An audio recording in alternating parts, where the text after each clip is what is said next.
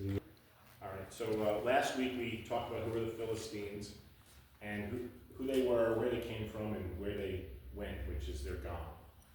So today we're going to talk about the Palestinians and who were they? Where did they come from? And what's the deal with them? Now this is a little bit more involved than the other group but it's a little bit easier, I think, to understand because this is kind of modern history. And when I say modern, I always talk about anything newer than, I would say, 400 BC or BCE, depending on your nomenclature today. I would consider more of the modern history. It's not ancient history like 3,600 years ago. So there are a couple of things that you'll note on that map as we talk about who are the Palestinians today. Because you're going to see that if you look right below Turkey, you're going to see the island of Crete. That's the area that the Philistines were from. Okay, that area there, the south shore of Turkey, that island, and even to the left Are of you that. talking about Cyprus? What's that? Cyprus? Cyprus, I'm sorry, yeah. The other map may have had Crete. And then if you go even further west, you'll go out more toward Malta, I think it is. I don't have the map in front of me. Greece and all those areas. Well, Crete is I don't know who that's under. What's that? Who's under It's Crete? Greek. You got Crete, Greek? Yeah. So Yeah. that's where So the Greeks. there, Crete is Crete? those people were from if you're looking at the map, they're from the west. And that's where they kind of originated from. Now we look at the Palestinians. The Palestinians are from a totally different place.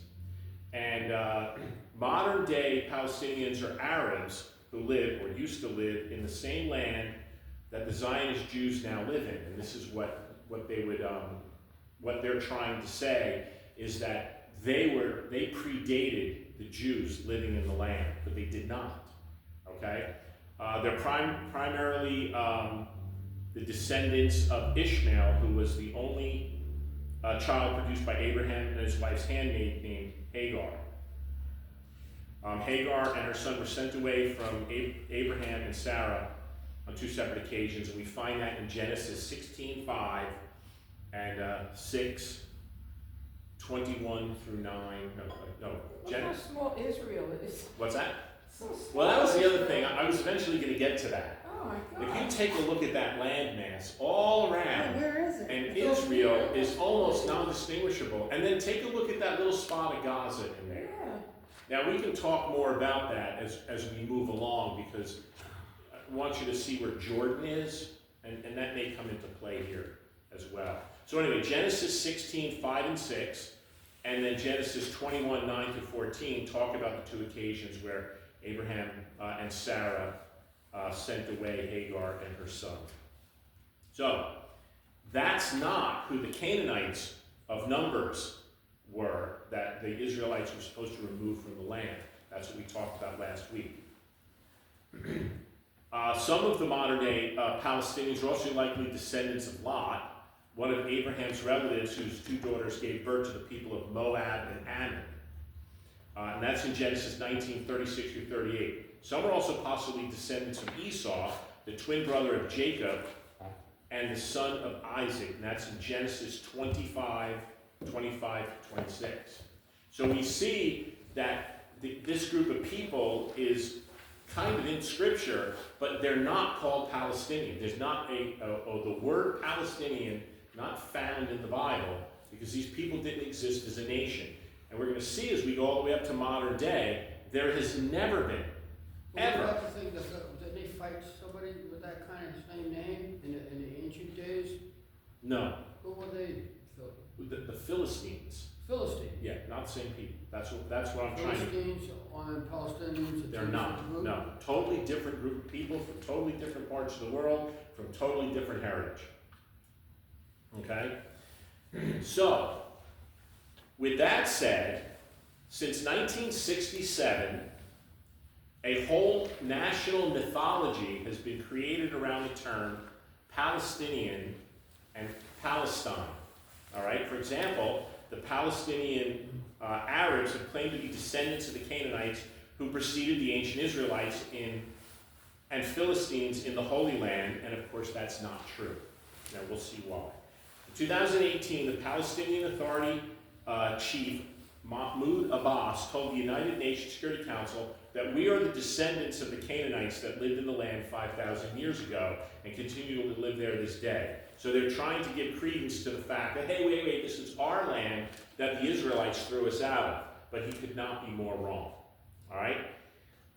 So where are the Palestinians from? And there's a couple of ways we can tell. First of all, there are a bunch of them that admit where they're from, where their descendants are from, and we have enough historical evidence to show where their leaders came from and a lot of their descendants came from. Most of them trace their origins to prominent tribes in Saudi Arabia, okay, not anywhere near Turkey, right? Syria, Iraq, Yemen, and Egypt. Yasser Arafat was born in Egypt. He considered himself a Palestinian. And I tried to look up this family, the Canaan family of Nablus, which is Shechem, traces its ancestry to Syria, okay? So not the land of Israel. In any case, the Canaanites had disappeared more than 1,600 years before the Arabs first arrived in the Holy Land. So, remember, during the time of Israel's settlement of the land, we have the names of all the people they fought with. We had the Amalekites, we had the Moabites, and then there was all those other ites that Pastor D'Angelo used to call the Ite brothers, right? So you had all of those people which were prominently listed in the Bible, but there was nobody called the Palestinians, okay? And they weren't taking over land that belonged to Saudi Arabia. They weren't taking over land, and we could leave out the what do you call it, Sinai Peninsula, but that's for another day. But they weren't taking over Saudi Arabia, they weren't taking over Egypt, they were taking land to the north of that, okay? And that's where people kind of get confused. They're like, well, you know, the names sound alike, so therefore they must be the same, but they're not, okay? Now, I found an article called Who Are the Palestinians by Penis Inbari, Institute for Contemporary Affairs, and I cut some of the points out in here that I thought would be interesting to hear about. Palestinian leaders claim that the Palestinians are descendants from the Canaanite people who lived in the land of Canaan before Israel, the Israelite tribes established or settled it. What the source of the name Palestine, it's not Arab. It's derived from the name Palestinia, by which the Roman Emperor Hadrian chose to call the land after the defeat of Bar Kokhba revolt of 135 CE. His aim was to erase Judea, right? We know where Judea is, right? Going to Judea and Samaria. Now, if you look on your map and you have Israel, Judea and Samaria is to the right of Israel, almost on the border of Jordan. And Judea and Samaria is also where Hebron is. Hebron is where the tomb of the matriarchs and patriarchs are. That's where Abraham, Isaac, and Jacob are all buried today, still. I believe Abraham purchased a plot of land out there, and that's where they're buried. So that gives a little bit more credence to who the land belonged to. Why would the Palestinians allow the Jews to buy up a piece of land for their grave site of their founding, patriarchs and matriarchs if it was their land? Because they weren't there, okay? And they bought the land, and that was the end of that. So the emperor's aim was to erase Judea, according to the Palestinian historian Mahmoud Muslim. During the entire 400-year period of the Ottoman rule, which was from about 1517 CE, Common Era, up to 1918, before the British set up the 30-year-long Palestine Mandate, there was no political unit known as Palestine. In Arabic, the area was known as Al-Ada al-Masguda. otherwise known as the Holy Land. Or, I'm not even going to try the next one. Sounds like jambalaya, but. And that would have been southern Syria, but not Palestine. Not a single Palestinian tribe identifies its roots in Canaan. Instead, they all see themselves as proud Arab descendants from the most notable Arab tribes of the Hejaz, today's Iraq or Yemen. Okay? So you can see we're not in the same place. Look, if you see where Iraq is, okay? Iraq is to the west of Israel. So not the same. Now, one of the things that's been confirmed is through DNA testing of the heritage of these people. You can go back and they can see that through their DNA, they're not the same as the people that were back in the biblical days. Okay? That they more closely resemble, let me find all the places where they are.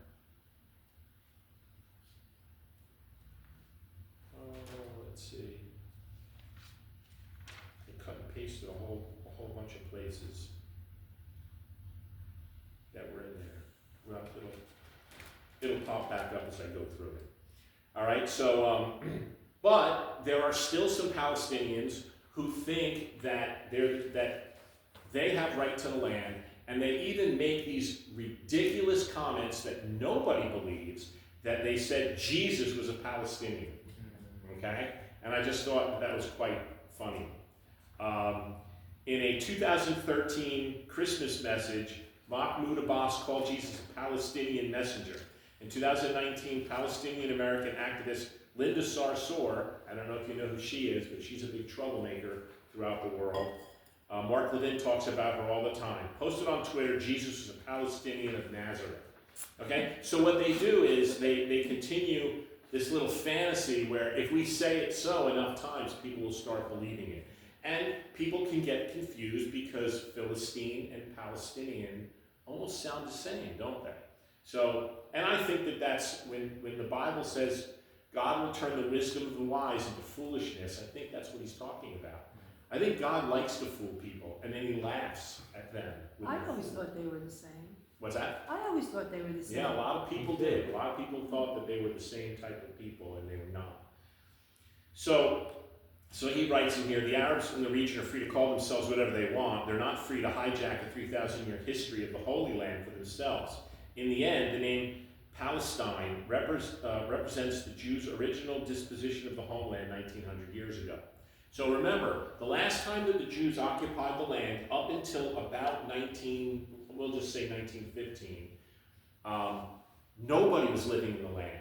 There was no nation there. There were people there, but they weren't called Palestinians. They weren't called anything. So, you know, when you live in New Jersey, you're a New Jerseyan. But let's say there was an island 150 miles off the coast of New Jersey, and you lived on that island, but you didn't live in New Jersey, and you didn't live in the United States. What would you call yourself? Nothing. Are you American? No. Are you in New York? No. Are you in New Jersey? No. A Delaware? No. What do you call yourself? Nothing, because you're not a nation. You're just on an island. So this is where people get confused. But you know, the devil has his, as the father of lies, he's got his grips into this. Because as Fran commented before, all of this nonsense that's going on is over a sliver of land that's just about the size of two of my thumbnails. And there are about 8 million Jews living in that land compared to 450 million Arabs living all around them. Okay? Now, if it makes you feel any better, there are a bunch of different sects of Arab, types of Arabs, and they fight with themselves like crazy. Okay? You know, we know that there's a problem going on in Iran, right? And we have the friendly Iranians were, what was his name? The Shah and his son, who wants to go back and help lead a peaceful transition back into normal society.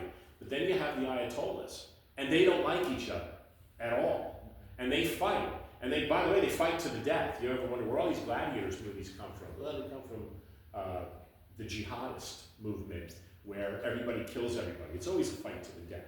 Because if you're alive, you're going to still be out there able to wreak havoc and cause problems. So, the Arabs living in what the Jews call the land of Israel, including Judea and Samaria, call themselves Palestinians after Palestine, the non-Jewish term for the region. The funny thing about that is that when Islam came into existence around 600, give or take, there's no mention of Palestinians. There's no mention of Palestine, but there is mention of Jews, and in the Quran, it says the land belongs to the Jews. It's right in there. So why they have to come up and contort their own book because their book confirms what the Bible says as well, that the land belongs to the Jews. It doesn't belong to this so-called Palestinian people.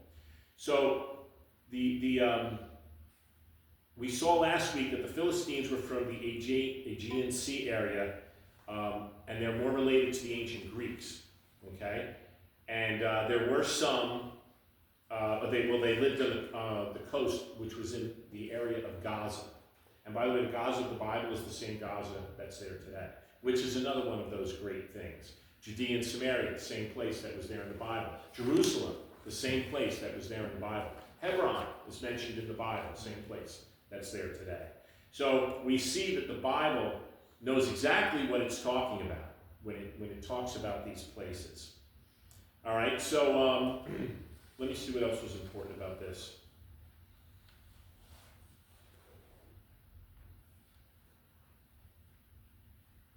All right, so in around 1937, there was called the British Mandate, and the British Mandate is what helped establish the nation of Israel, right?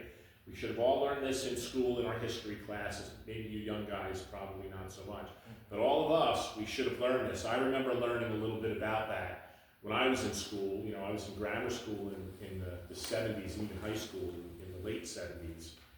And graduated in '82. So we learned, they were still teaching a little bit of truth in public schools back then. So we learned about the 6-Day War and all of these other things that were out there. So when the nation of Israel was established by the mandate, there was no nation that took over. So they said, well, you guys want your place. So what they did was they established a state called Jordan. Anybody ever wonder where Jordan came from? Jordan was a set-up monarchy for anyone that did not want to live with the Jews. They could go over to Jordan, and they could live happily ever after in Jordan. They didn't have to stay in Israel if they didn't want. But here's the kicker. The Jews were content to live with them, and they did. From the 1920s all the way up until 1967, when the famous or infamous Yasser Arafat came on the scene, the Jews and the Arabs lived in harmony. The Jews just want a better life for everybody. They're willing to share their blessings that they get from God with everybody in the world. And they have. And if we see throughout history, almost every major accomplishment that has taken place in the world over the last 75, 80, maybe even 100 years was usually due to a Jewish person. Okay, so God still blesses them, and he blesses those that are around them. So all of those advances in medicine and science and things like that all took place because of the Jewish people, and they shared it with the rest of the world, and we have all kinds of good things that happen throughout the world because of that.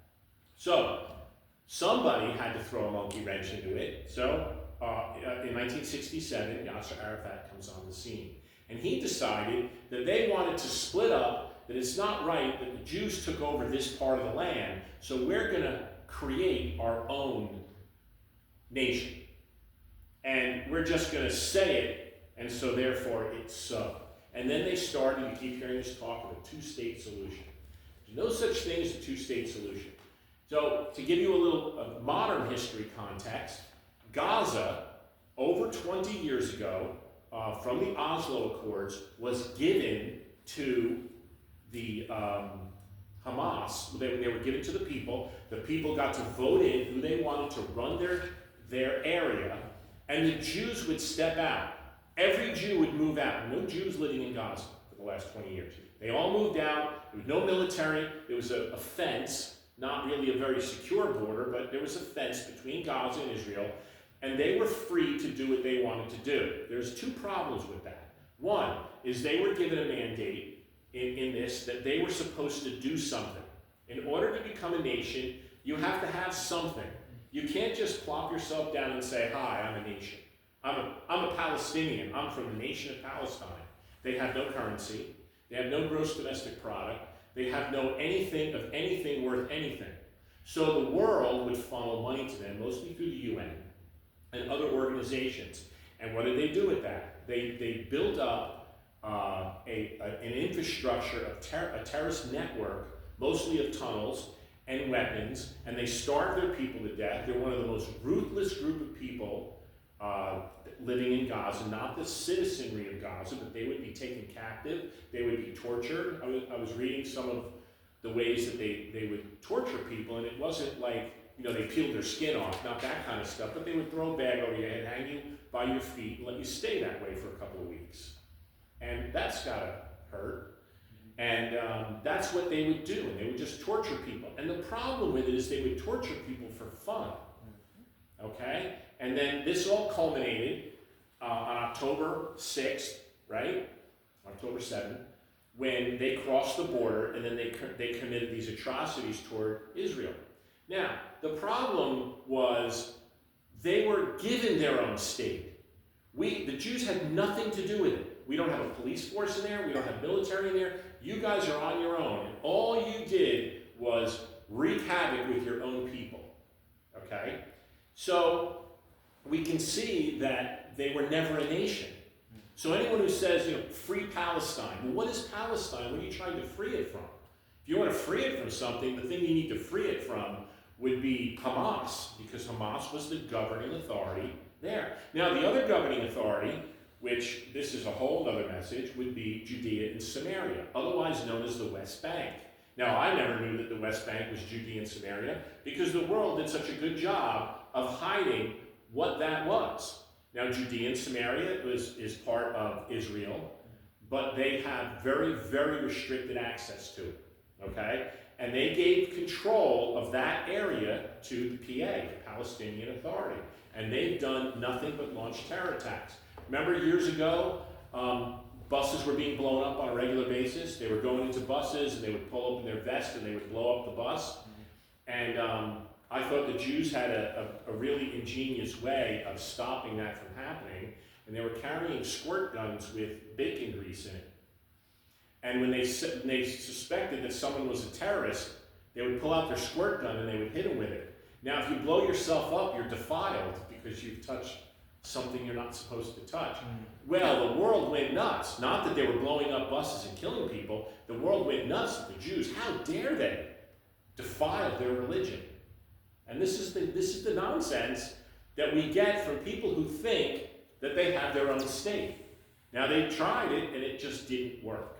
So we move forward. So who actually are they, and what were they doing there, how'd they get there?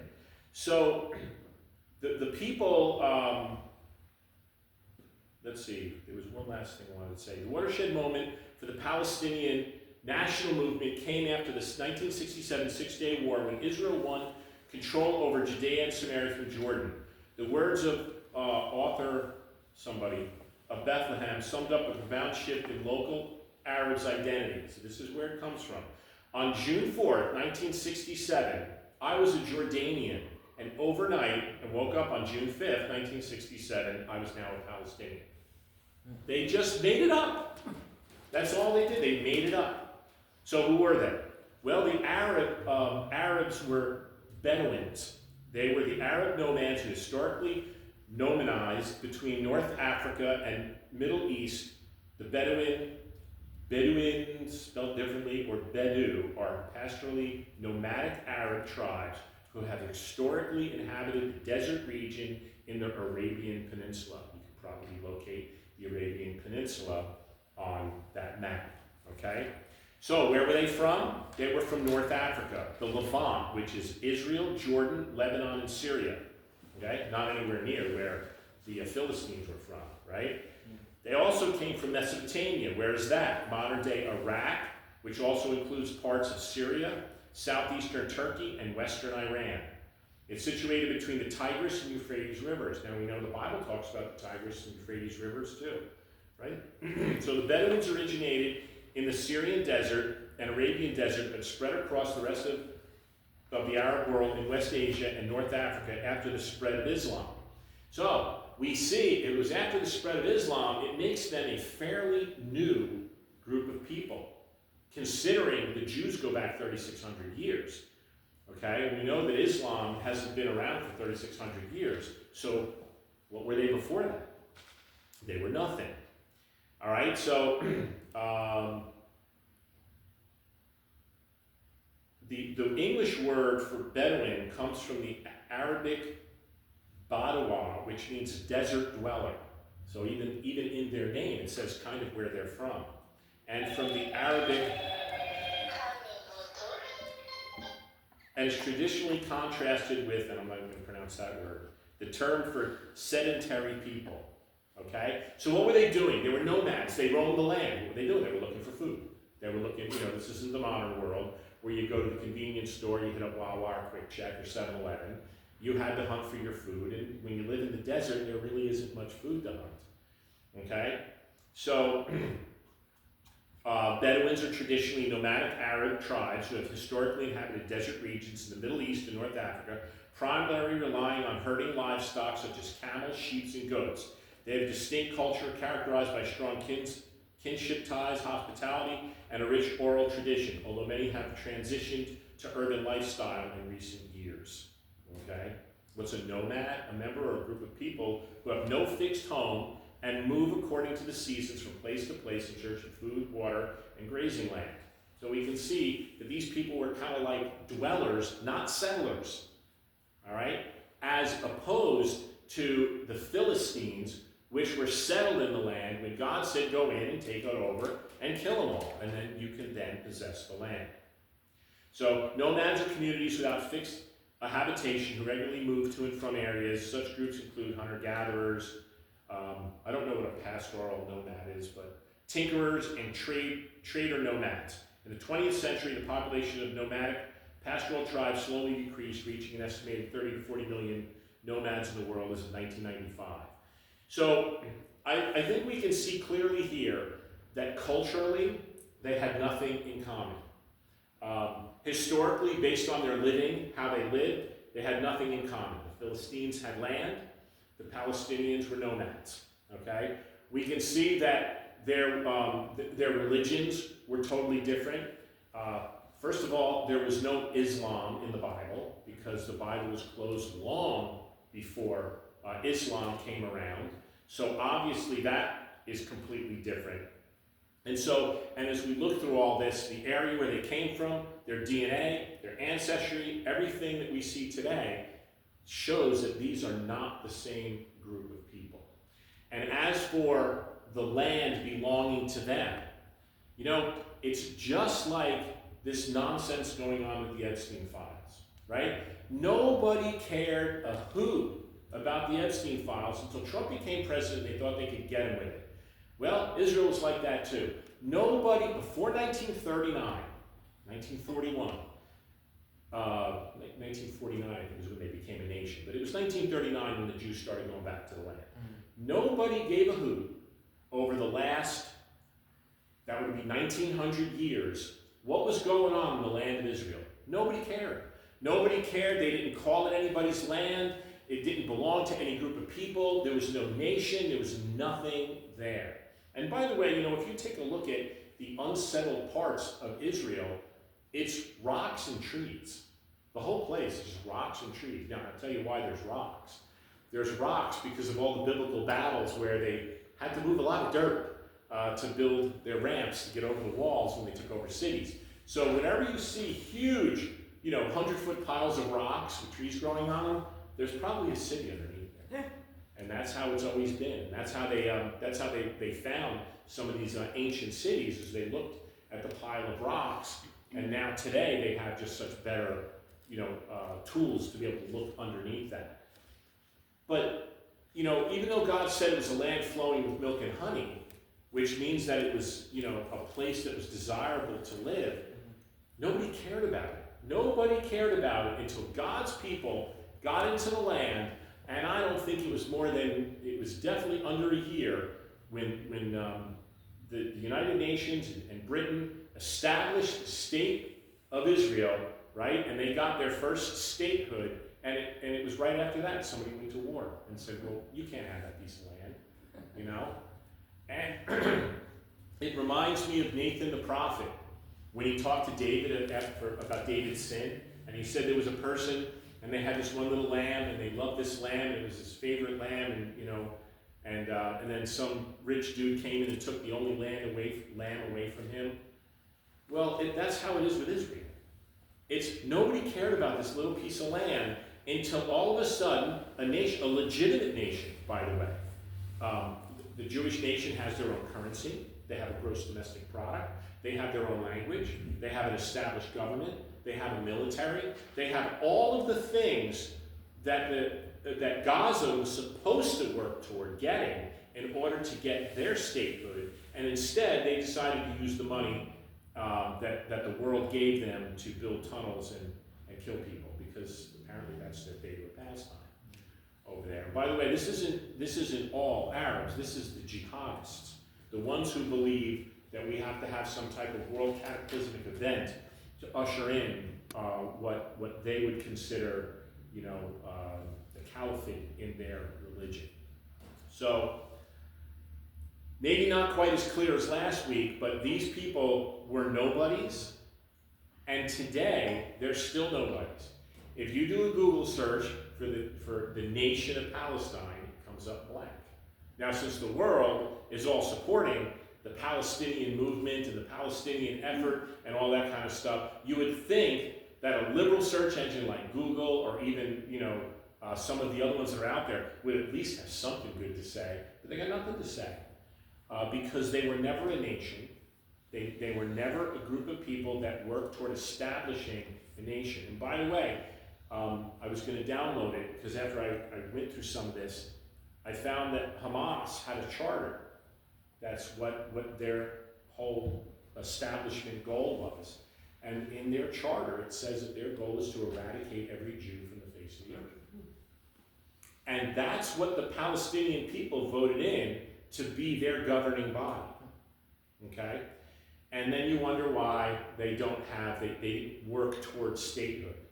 Okay? They could have, you know, Donald Trump's got a great plan for what he wants to see happen in Gaza. The problem is the people aren't going to do it.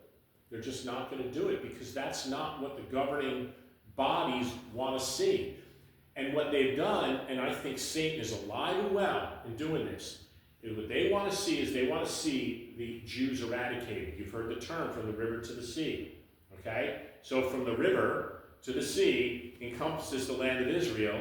It says Palestine will be free. Free of what? The Jews. They want to kill every Jew. They want them out of that spot. How come? Because they want to turn it into something? No, because they hate the Jews.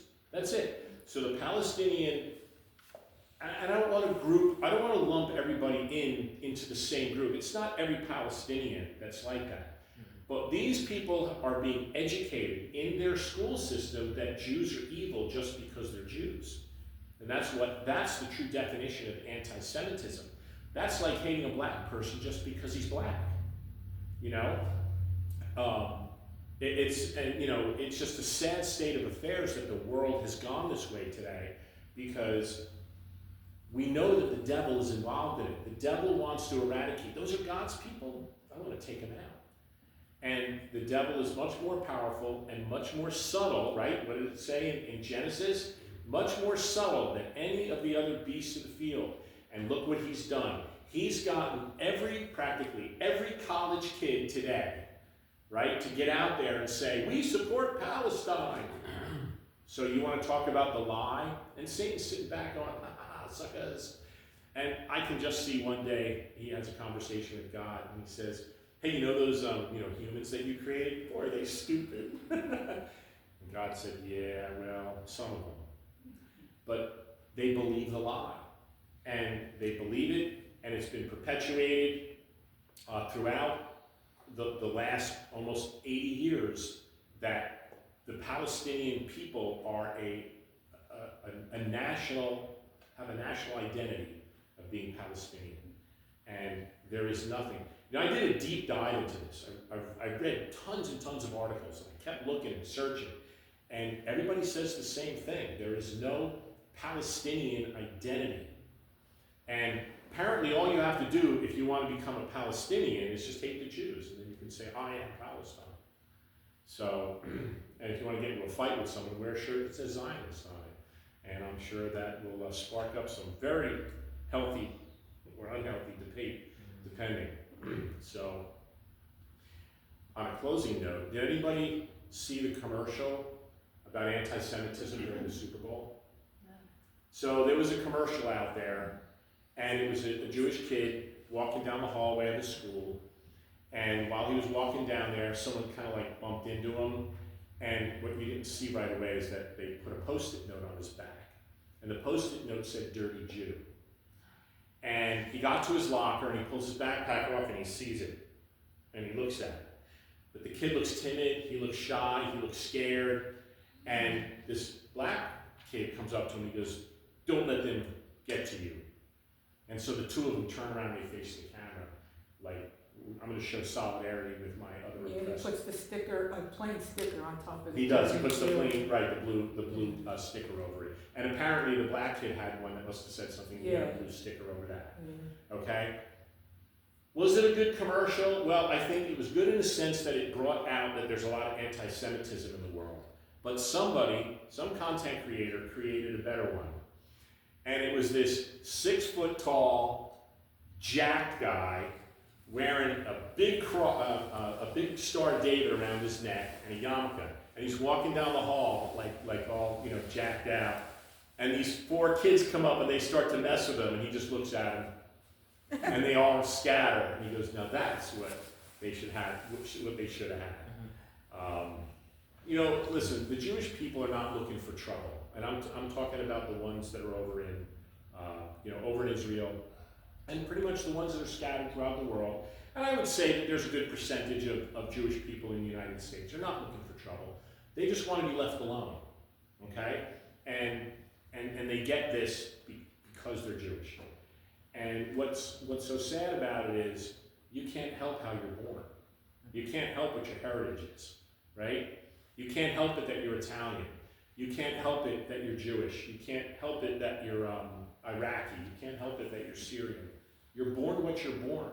And for the devil to create a lie to get other people to hate you because of who you were born as is definitely probably one of the most subtle and hateful things that the devil has done to human beings. So, anybody have any questions? No? All right. We can see clearly that there's no connection between the two. And with that said, the land belongs to the Jews. And, you know why? Because my Bible says it does. So, You guys are gonna help that Exxon station elsewhere. yeah. The guy works there, the tall guy, Okay. he's Palestinian. He's like talking to us. Yeah. Let me close with a word of prayer.